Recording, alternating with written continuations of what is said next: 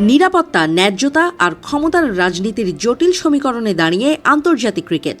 সেই মোড়েই নতুন করে প্রশ্নের মুখে পড়েছে আইসিসি।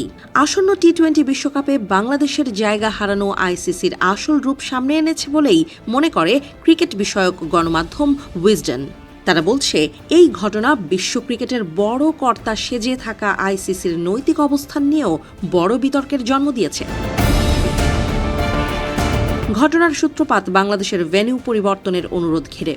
ভারত ও বাংলাদেশের চলমান কূটনৈতিক টানাপোড়েন, আইপিএলে মুস্তাফিজুর রহমানকে ঘিরে বিতর্ক এবং ভারতীয় গণমাধ্যমে নিরাপত্তা নিয়ে নেতিবাচক প্রচারণা এসবের পর বাংলাদেশ ক্রিকেট বোর্ড আইসিসির কাছে অনুরোধ জানায় বিশ্বকাপের ম্যাচগুলো যেন ভারতের বাইরে কোনো নিরপেক্ষ ভেন্যুতে আয়োজন করা হয়। বিসিবির যুক্তি ছিল স্পষ্ট, খেলোয়াড়, কোচিং স্টাফ, সমর্থক ও সাংবাদিকদের নিরাপত্তা নিশ্চিত করা। কিন্তু আইসিসি সেই অনুরোধ সরাসরি প্রত্যাখ্যান করে। তাদের অবস্থান ছিল একরকম চূড়ান্ত, বাংলাদেশকে ভারতের মাটিতেই খেলতে হবে, নইলে বিশ্বকাপ থেকে বাদ পড়ার ঝুঁকি নিতে হবে। বাংলাদেশ সেই হুমকির মুখেও নিজেদের অবস্থান থেকে সরে আসেনি। ফলাফল হিসেবে টুর্নামেন্ট থেকে ছিটকে যায় বাংলাদেশ, আর বদলি দল হিসেবে ঢুকে পড়ে স্কটল্যান্ড। এই সিদ্ধান্তের পরপরই সামনে চলে আসে আরেকটি উদাহরণ, 2025 সালের চ্যাম্পিয়ন্স ট্রফি। আয়োজক ছিল পাকিস্তান। ভারত তখন জানিয়ে দেয় তারা পাকিস্তানে গিয়ে খেলবে না। নিরাপত্তার যুক্তিতে নিরপেক্ষ ভেন্যুর দাবি তোলে দেশটি। দীর্ঘ আলোচনার পর আইসিসি সেই দাবি মেনে নেয়। ভারতের সব ম্যাচ আয়োজন করা হয় দুবাইয়ে। একই ভেন্যুতে সব ম্যাচ খেলার সুবিধা নিয়ে ভারত শেষ পর্যন্ত ট্রফিটাও জিতে নেয়।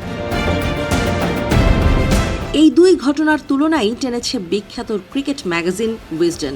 তাদের প্রশ্ন, এটি কি আইসিসির স্পষ্ট ডাবল স্ট্যান্ডার্ড নয়?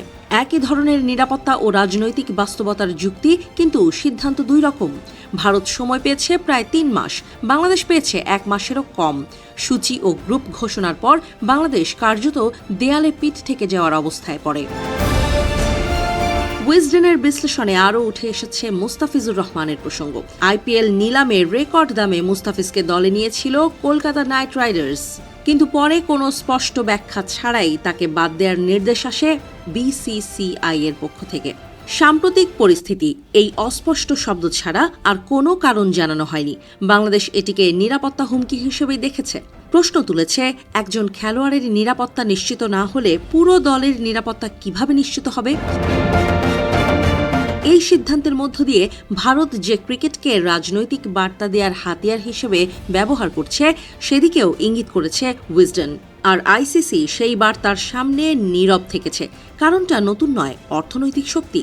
ভারত ছাড়া আইসিসির বড় টুর্নামেন্ট প্রায় অচল, এই বাস্তবতা সবাই জানে। ফলে ভারতের চাপ উপেক্ষা করার মতো অবস্থানে আইসিসি নেই। বাংলাদেশের ক্ষেত্রে চিত্রটা উল্টো।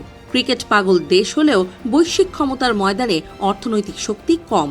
নীতি ও আত্মসম্মানের প্রশ্নে শক্ত অবস্থান নেয়াই বিসিবির জন্য কাল হয়ে দাঁড়িয়েছে।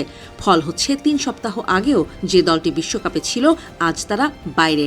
এই ঘটনায় একটা বিষয় পরিষ্কার, আইসিসির সিদ্ধান্ত এখন আর শুধু নীতি বা ন্যায্যতার উপর দাঁড়িয়ে নেই, সেখানে অর্থনীতি আর ক্ষমতার রাজনীতি বড় ভূমিকা রাখছে। প্রশ্ন হলো, এই বাস্তবতায় বাংলাদেশের মতো দেশগুলো কি করবে? উইজডেনের ইঙ্গিত অনুযায়ী আগ্রাসী শক্তির সামনে মাথা নত না করে নিজেদের অবস্থানে দাঁড়ানোই হয়তো একমাত্র পথ।